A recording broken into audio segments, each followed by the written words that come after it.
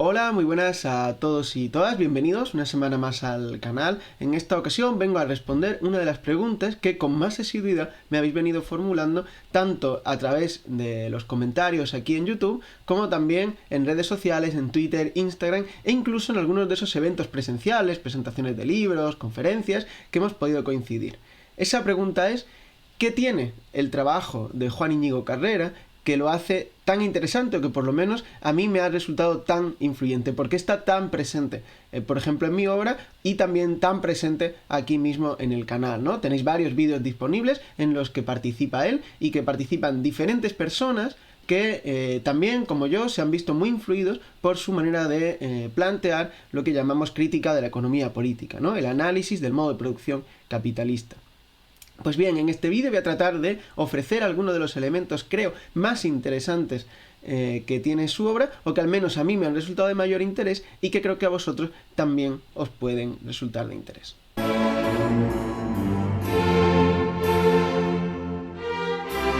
Quisiera comenzar por aclarar que este vídeo no es ni aspira a ser una suerte de introducción a su pensamiento. No creo que sus planteamientos precisen de nada tal como una introducción. Si queréis enfrentar su obra, me remitiría a consejos muy similares a los que en otro vídeo di en relación a leer El Capital de Marx, y es que directamente la leáis, que no os planteéis buscar introducciones o cosas que lo simplifiquen, sino que lo enfrentéis directamente. Puede que al principio resulte algo más complejo, pero os aseguro que con perseverancia y con el trabajo que siempre demanda enfrentarse a textos de carácter científico, lo conseguiréis. Además, no solo tenéis su obra escrita, sino también una enorme cantidad de grabaciones, tanto en formato audio como vídeo, que podéis encontrar en internet muy fácilmente, tanto, como os decía antes, en este mismo canal, cuanto en la página web del CICP, de la organización a la que pertenece Juan Íñigo Carrera, como en diferentes otros canales de YouTube, podcast, etc. Quisiera aclarar, en vista de un malentendido que en alguna ocasión ya ha tenido lugar, que yo no soy portavoz de nada parecido a el iñiguismo, ¿no? Que es como se ha venido a llamar en redes a todas esas cuentas que en alguna medida participan de los planteamientos de Juan Íñigo Carrera, de JIC, ¿no? Abreviando. Yo no formo parte ni del CICP, del Centro para la Investigación como Crítica Práctica, del que forma parte el mismo Juan, tampoco del SICAR, una organización de reciente creación que también se reclaman partícipes del enfoque de Juan Íñigo Carrera, de JIC. Yo no formo parte de nada de eso, y cuando hago estos planteamientos, los que vais a encontrar en este vídeo como en todos los demás, como en cualquiera de los desarrollos que he venido trayendo de manera escrita fundamentalmente, lo hago a título personal. Por supuesto, muy influenciado por las razones que vamos a exponer, por el planteamiento de Juan, pero desde luego siempre a título individual. Por ende, no soy el interlocutor válido para discutir con nada parecido a una escuela. Podéis discutir, por supuesto, conmigo, y os animo a hacerlo, tanto en comentarios como por redes, pero desde luego no como el portavoz de nada más allá de este canal, de nada más allá de mi persona.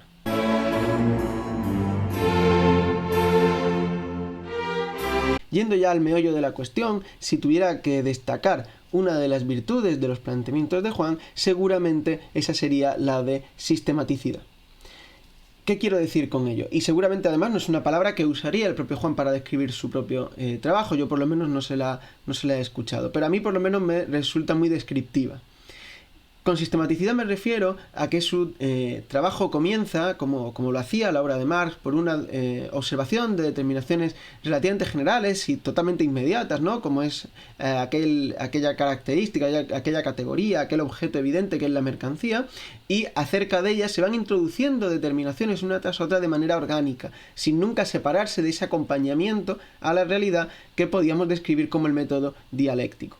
Uno de los elementos que caracteriza el idealismo es que precisamente no acompaña todo el tiempo al objeto. En un momento dado introduce exteriormente las determinaciones como conceptos, por ejemplo, ¿no? Es el caso del tipo ideal de Weber, ¿no? No puedo comprender la realidad, ergo necesito un concepto que no está presente en ella. Eso es totalmente extraño al planteamiento dialéctico y también al que formula Juan Íñigo Carrera, que todo el tiempo acompaña a la realidad sin separarse de ella, y que por ende va a hacer que muchos de los que puedan identificar, mejor dicho, las componentes idealistas de aquellos que efectivamente realizan críticas o realizan planteamientos de forma exterior, ¿no? Muchas veces he tenido la oportunidad de decir que hay muchos autores que cambian la crítica de la economía política, o sea, la crítica que se hace a la economía política, creo, desde la comprensión, desde el análisis de la realidad del modo de producción capitalista, por una abstracta crítica al capitalismo.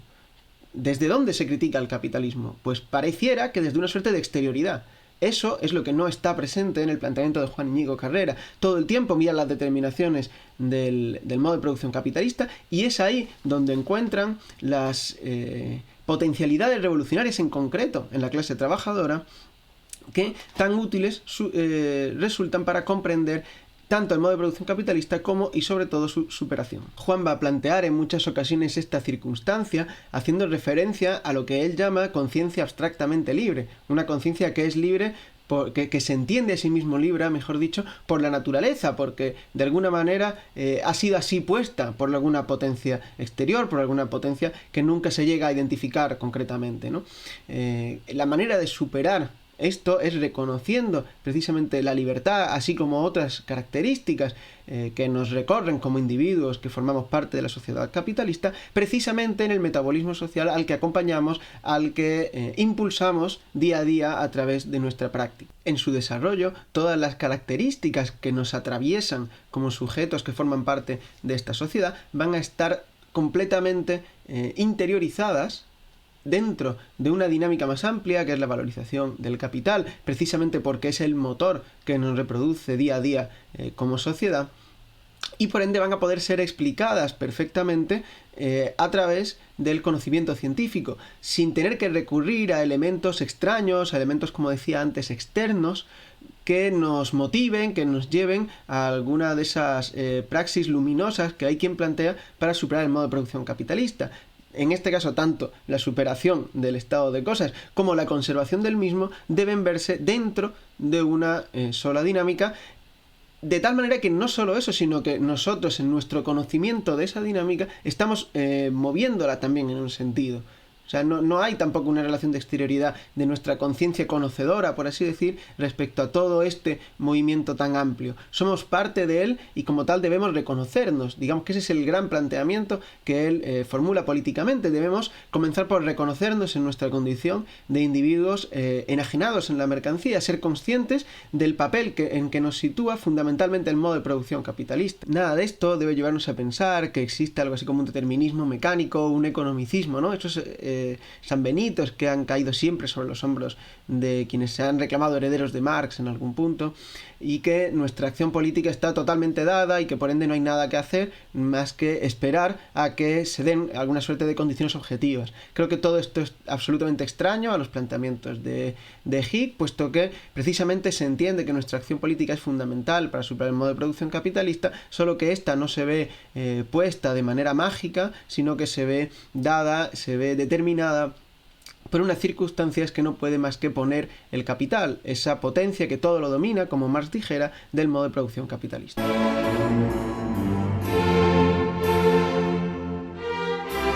Además de esas determinaciones más generales que he venido destacando, que tienen que ver con comprender, insisto, nuestra conciencia, incluso el carácter revolucionario de la clase obrera como interior al modo de producción capitalista, creo que es importante destacar algunas de sus contribuciones dentro de algunas de las discusiones más enconadas, también más interesantes y apasionantes de la tradición marxista.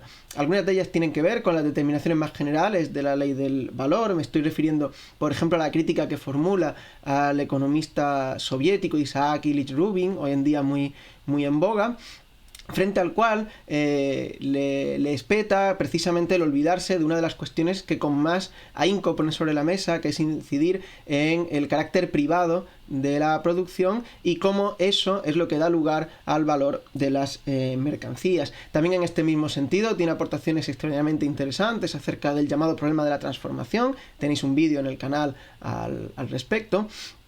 También la forma en la que comprende la producción de plusvalía relativa y cómo esa sección del capital tiene una importancia absolutamente crucial para entender la acción revolucionaria y la superación del modo de producción capitalista. Y por supuesto no puedo dejar pasar mencionar uno de los temas que ha estudiado con más ahínco y que seguramente en España nos pille relativamente lejos, porque aquí no tiene esa centralidad que tiene en América Latina, pero cuyo estudio, la verdad, y esto es una recomendación, resulta muy interesante, es La renta de la tierra. Tiene varios libros en los que estudia la renta de la tierra, tanto como un fenómeno más general, como aplicado especialmente al caso argentino, y en ese estudio se ve las bases para una crítica, creo que también muy contundente, a las teorías de la dependencia. También en el canal tenéis un debate en relación a este mismo tema. También, además de esa crítica a las teorías de la dependencia, habría que ver sus críticas, por ejemplo, a las teorías del imperialismo y otras tantas que no voy a desarrollar ahora, pero que encontraréis muy rápidamente hojeando, aunque sea el índice de algunos de sus libros. Para concluir con este punto, también quisiera destacar una cuestión que se puede resumir en un pequeño aforismo, pero que está en realidad cargada de contenido, que es entender la acumulación capitalista por su carácter mundial, en lo que se refiere a su contenido, pero por su forma nacional. O sea, entender que la acumulación capitalista es mundial por su contenido y solo nacional por su forma, lleva consigo una serie de condicionamientos, de determinaciones, de maneras en las que nos incide y nos condiciona, o nos debería condicionar nuestra práctica política, que os aseguro que no son en absoluto desdeñables. O sea, de alguna manera, creo que ese tipo de planteamiento, de ser cierto, y yo por lo menos no tengo duda de que lo es, puede condicionarnos a la hora de pensar en una acción política que debería reflejar ese carácter mundial de la acumulación capitalista. Por cierto, está plasmada esa misma idea en el manifiesto comunista, y por ende deberíamos tratar de superar o de trascender esa barrera nacional que muchas veces encontramos a la hora de organizarnos políticamente.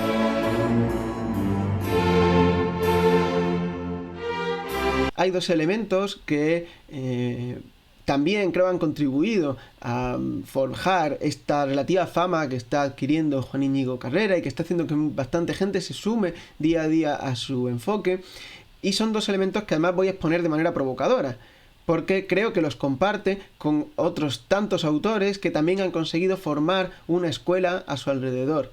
En este caso creo que son dos elementos que también están presentes en un pensador también bastante influyente a día de hoy, pero con quien creo que le separan abismos en lo que al contenido se refiere. Y este es Gustavo Bueno. Creo que tanto Hick como Bueno tienen varias cosas que han contribuido a crearles un cierto carisma.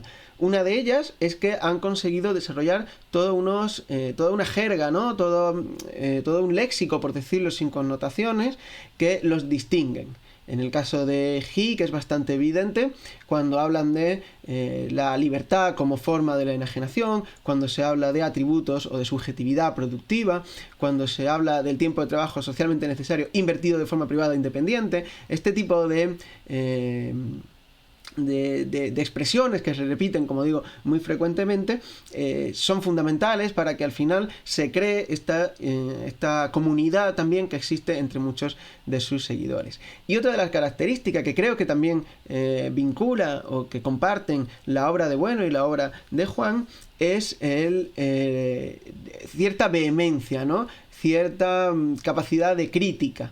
En el caso de Bueno era una persona que imagino muchos la habréis visto en los vídeos, muy aguerrida, ¿no? que en cada disputa prácticamente que se levantaba, que era muy pasional. En el caso de Juan seguramente se expresa más a través de una crítica muy lacerante, muy incisiva en sus textos, que algunos de sus seguidores emulan, creo que sin la maestría y sin el contenido del que hacía gala Juan y del que hace gala Juan todavía a día de hoy, por supuesto, en la mayoría de sus escritos, ¿no? Como muestra de ello os voy a leer una pequeña parte, un fragmento que forma parte de una nota al pie, que creo que resulta muy llamativa y que a mí me parece muy curiosa y muy significativa de la forma que tiene Juan de polemizar, que es tan agria y a la vez tan punzante, y creo que también le ayuda a adquirir un cierto carisma. El fragmento que os voy a reproducir forma parte de uno de los libros de Juan, en concreto de una nota al pie en la que polemiza, entre otros autores, con John Holloway, ese autor que se ganó un hueco en la estantería de muchos intelectuales progresistas con un libro titulado Cambiar el mundo sin tomar el poder. Para criticarlo, como es frecuente en Juan, comienza por reproducir literalmente fragmentos de su obra, ¿no? Paso a leer. El grito implica una tensión entre lo que existe y lo que podría posiblemente existir, entre el indicativo, lo que es, y el subjuntivo, lo que puede ser. Y continúa en otro párrafo.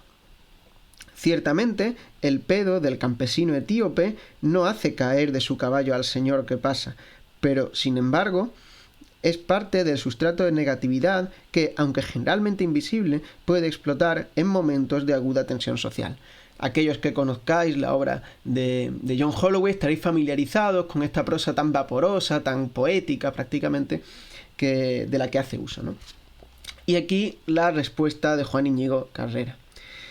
Ciertamente hay un pedo que juega un papel central en todo esto, el que se agarró Holloway tal vez por transformar sus deseos de tequila de un subjuntivo en un presente del indicativo. Creo que coincidiréis conmigo en que el fragmento, que seguramente no sea representativo, denota una ironía, una crítica, como decía antes, muy punzante, que creo que contribuye a dar unas pinceladas de color en una prosa que pudiera parecer más áspera, un poco más rocosa, como la que recorre prácticamente toda su obra, y que con estos detalles consigue darle de cierto impacto, de cierta pasión que seguramente mueve también a muchos de sus seguidores, algunos de los cuales, como decía antes, hacen uso de este tipo de lenguaje, de esta crítica tan afilada, solo que creo, en mi humilde opinión, que no siempre de la manera más pertinente y no siempre con el rigor que está detrás de los desarrollos de Juan Íñigo Carrera.